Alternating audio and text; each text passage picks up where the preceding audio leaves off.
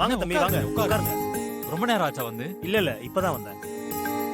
வடிவன் sir, coffee குடிக்கிறீங்களா? சரிங்க தம்பி. 2 காஃபி. Okay sir.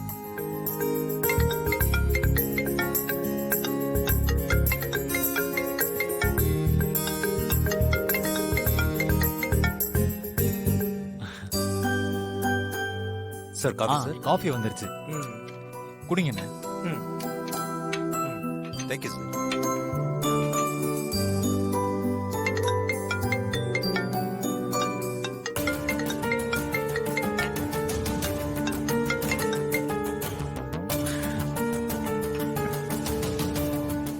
யார் தம்பி மறுபடியும் கூப்பிட்டுட்டே இருக்காங்க?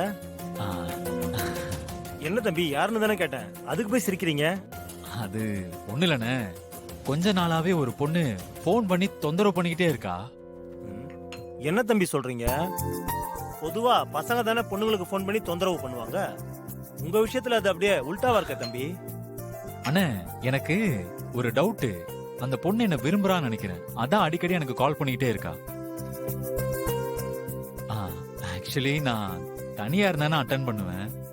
உங்கள மாதிரி யாராவது பக்கத்துல இருந்தா எப்படி பேச முடியும்? பேச முடியாதுல்ல, அதனால தான் கட் பண்ணிடுவேன். ஓ, விஷயம் அப்படி போகுதா? சரி, யார் அந்த பொண்ணு? பொண்ணு நல்லா அழகா இருப்பாளா? அண்ணா அண்ணே, நீங்க நினைக்கிற மாதிரிலாம் ஒண்ணும் இல்ல. அந்த பொண்ணு யாரு, எப்படி இருக்கும்லாம் ஒண்ணுமே எனக்கு தெரியாதுண்ணே.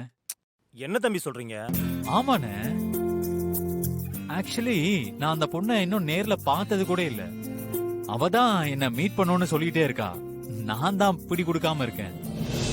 அட என்ன தம்பி நீங்க, ஒரு பொண்ணு உங்களை பார்த்து ஆசைப்படுதுன்னா அது யார் என்னன்னு நீங்க போய் பார்த்து, ஒருவேளை உங்களுக்கும் அந்த பொண்ணை பிடிச்சிருந்தா ஓகே சொல்லிட வேண்டியது தானே? அதுக்கு இல்லண்ணே, அது அது நான் என்ன. புரியுது. ஒருவேளை உங்களை யாரோ பிராங்க் பண்றாங்களோன்னு யோசிக்கிறீங்க, அப்படிதானே? ஆ, அப்படிலாம் இருக்காது தம்பி. நீங்க ஒரு சப் இன்ஸ்பெக்டர், உங்களை யார் ஏமாத்த முடியும்?